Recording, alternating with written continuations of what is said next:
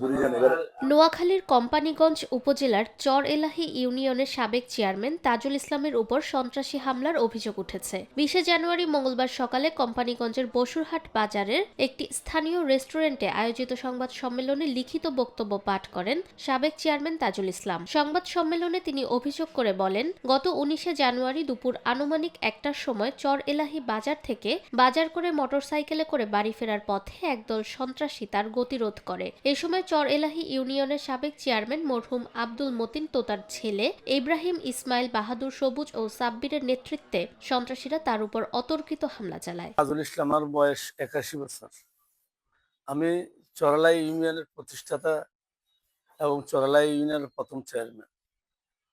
আমি দীর্ঘদিন চেয়ারম্যান ছিলাম এবং চরালাই হাই স্কুলের প্রতিষ্ঠাতা আমি চরালাই প্রতিষ্ঠা চরালাই বাঘগুড়ি নিয়ে চরালাই আলাদা করে বিভিন্ন ওয়ার্ড হিসেবে করছি এবং বর্তমানে তোতা 5ই আগস্টের পরে তোতা চেয়ারম্যান হত্যা হয়েছে। তার পরিপ্রেক্ষিতে আমার একটা ছেলে বিদেশ থেকে আসছে, তার মিথ্যা একটা মামলাতে জড়াই দিয়েছে 28 নম্বর আসামি হিসেবে।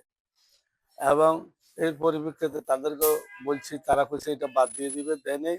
এবং তারা চরালাই ইউনিয়ন পরিষদ চেয়ারম্যান বা কোনো পদে নাই ইসমাইল, তার ছেলে ইসমাইল সেই ইউনিয়ন পরিষদের চেয়ারম্যানের ধাপে সব কাজগুলা বন্টন করে এবং বাকি অংশগুলা তারা যেভাবে আত্মসাৎ করে। তিনি আরও বলেন, হামলাকারীরা দেশীয় অস্ত্র, লাঠি ও রড দিয়ে তাকে বেধড়ক মারধর করে গুরুতর আহত করে। হামলার এক পর্যায়ে তার সঙ্গে থাকা নগদ 50,000 টাকা, একটি মোবাইল ফোন এবং ব্যবহৃত মোটরসাইকেল ছিনিয়ে নিয়ে যায় বলে অভিযোগ করেন তিনি। আমাকে আক্রমণ করে আমার গাড়ির থেকে আমি নিজের হুন্ডা চালাই আসতেছি, সেই হুন্ডার থেকে হুন্ডারে দাঁড়া করায় আমার মারধর করে আমার বিভিন্ন জায়গা।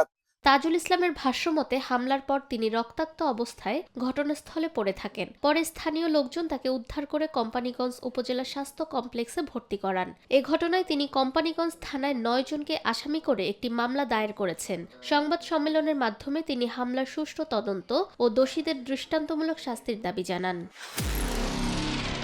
নিরপেক্ষ, সত্য প্রকাশে আপোষহীন।